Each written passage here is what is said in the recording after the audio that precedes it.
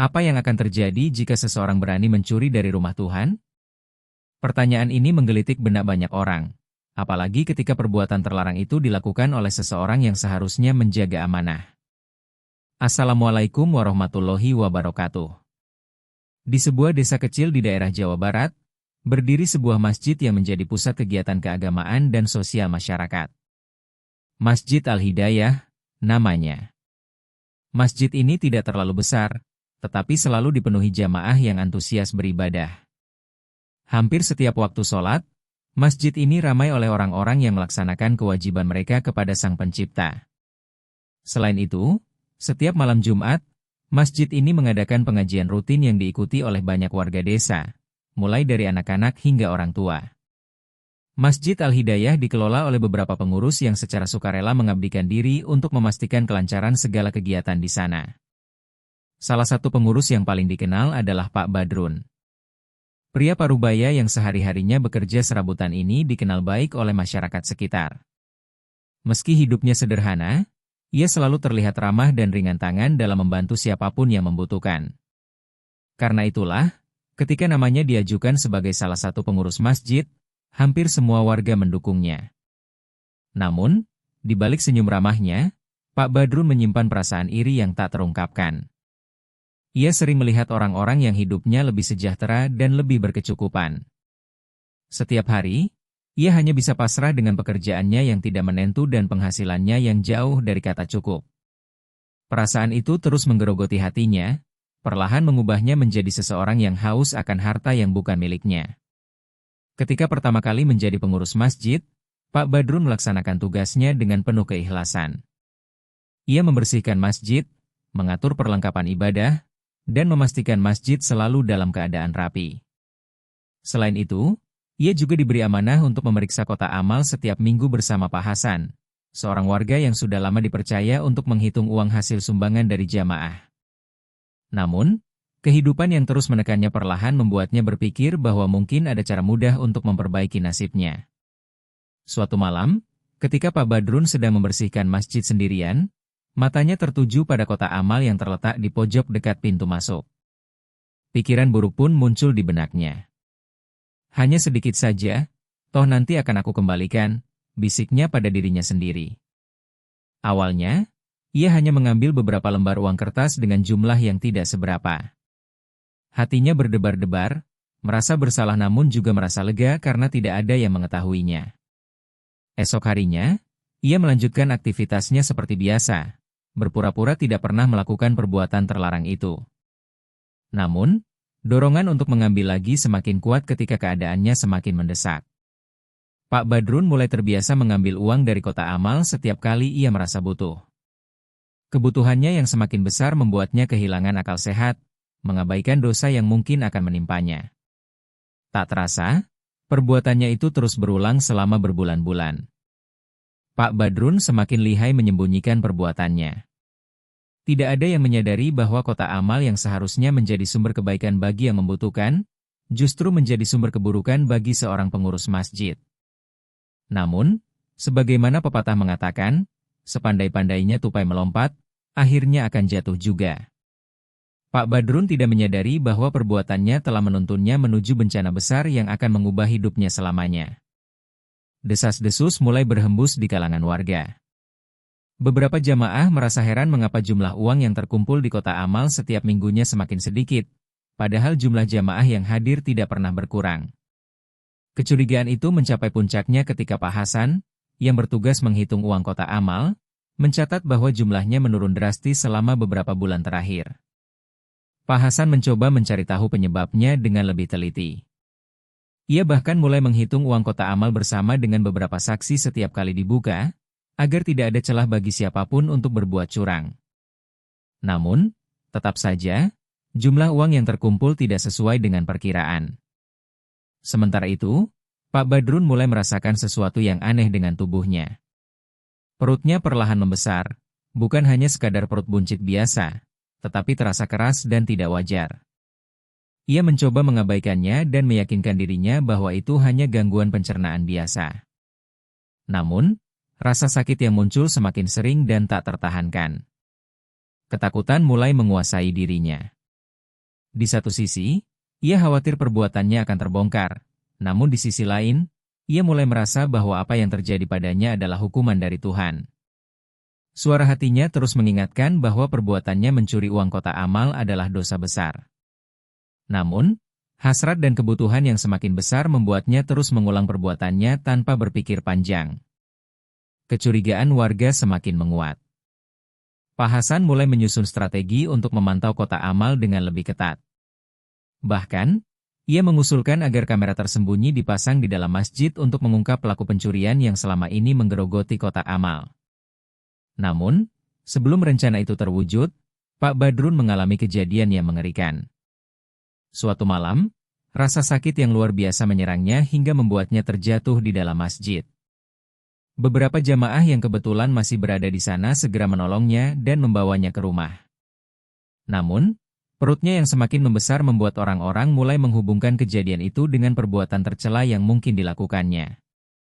Desas-desus mengenai perut Pak Badrun yang membesar karena mengambil uang kotak amal semakin meluas. Warga desa mulai menggunjingkan hal tersebut di mana-mana. Pak Badrun kini tidak hanya berhadapan dengan rasa sakit fisik, tetapi juga tekanan mental yang semakin menghimpitnya. Namun, di tengah kepanikannya, ia masih belum berani mengakui kesalahan yang telah dilakukannya. Pak Badrun mulai mengasingkan diri.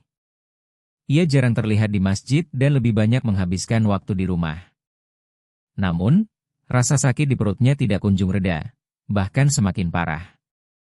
Ia mulai ketakutan bahwa hidupnya akan berakhir dengan cara yang mengerikan. Pak Badrun merasa hidupnya hampir berakhir.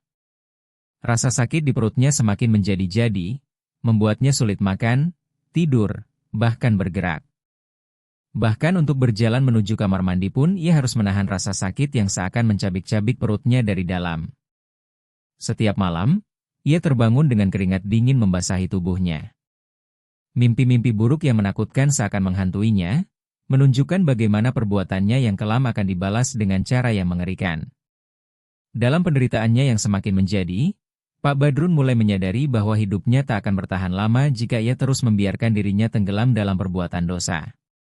Hati kecilnya mulai memberontak, menuntutnya untuk bertobat dan mengakui segala kesalahan yang telah ia perbuat. Namun, rasa takut dan malu masih terlalu besar untuk membuatnya benar-benar mengambil tindakan. Setiap kali ia berniat mengakui perbuatannya, rasa takut akan penghakiman dari masyarakat selalu menghantui pikirannya. Suatu malam, ketika rasa sakit di perutnya mencapai puncaknya, Pak Badrun tersungkur di lantai kamarnya.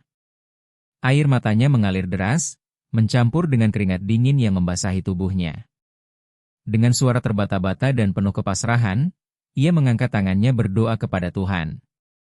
Ya Allah, aku sadar betapa besarnya dosaku. Aku telah mengambil yang bukan hakku dan mengkhianati amanah yang Engkau berikan. Jika Engkau menghendaki aku mati karena perbuatanku, aku pasrah. Namun jika Engkau memberi kesempatan bagiku untuk memperbaiki kesalahan ini, aku akan berusaha sekuat tenaga untuk menebus dosaku. Malam itu, Pak Badrun tak bisa tidur. Bukan karena rasa sakit di perutnya, melainkan karena tekad yang menguat di dalam hatinya. Ia merasa bahwa Tuhan masih memberinya kesempatan untuk memperbaiki diri. Pagi harinya, dengan tubuh lemah namun hati yang mulai lapang, Pak Badrun memberanikan diri menemui Pak Hasan dan seluruh pengurus masjid yang lain. Saat ia tiba di masjid, para pengurus tengah berkumpul membahas berbagai kegiatan yang akan dilaksanakan dalam waktu dekat. Kehadiran Pak Badrun yang tiba-tiba membuat mereka terkejut, terlebih dengan penampilan Pak Badrun yang terlihat pucat dan kurus. Dengan suara parau, ia memohon izin untuk berbicara. Semua mata tertuju padanya, menunggu penjelasan yang akan ia berikan. Saya datang ke sini bukan untuk mencari pembenaran atau meminta belas kasihan, kata Pak Badrun dengan suara bergetar. Saya datang untuk mengakui semua kesalahan yang telah saya perbuat. Saya telah mengambil uang dari kotak amal selama beberapa bulan terakhir. Saya tahu apa yang saya lakukan sangat salah. Saya tahu Tuhan tidak akan pernah mengampuni perbuatan buruk yang terus-menerus saya lakukan.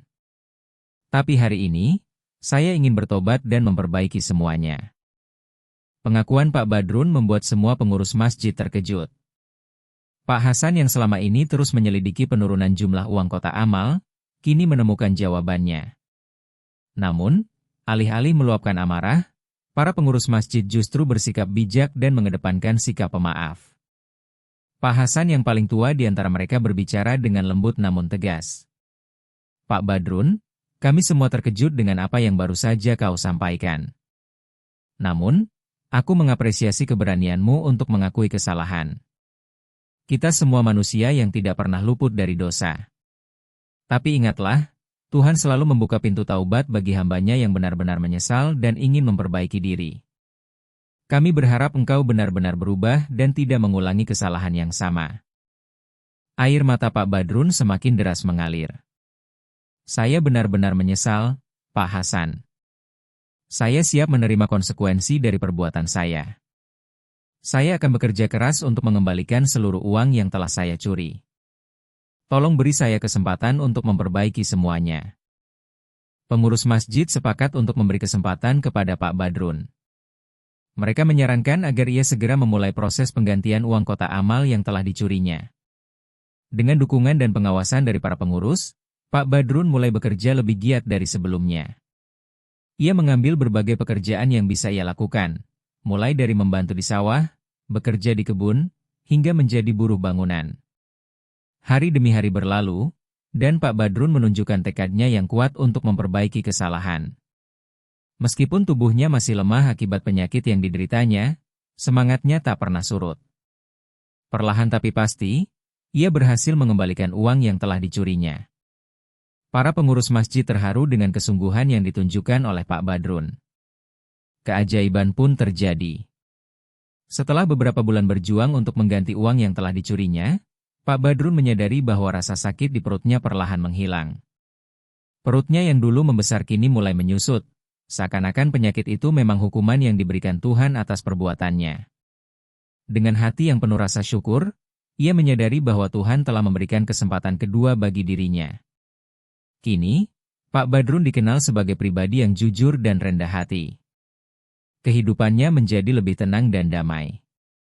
Meski tidak lagi menjadi pengurus masjid, ia tetap aktif beribadah dan ikut membantu kegiatan sosial di desa. Masyarakat yang sebelumnya sempat menaruh curiga padanya, kini kembali mempercayainya.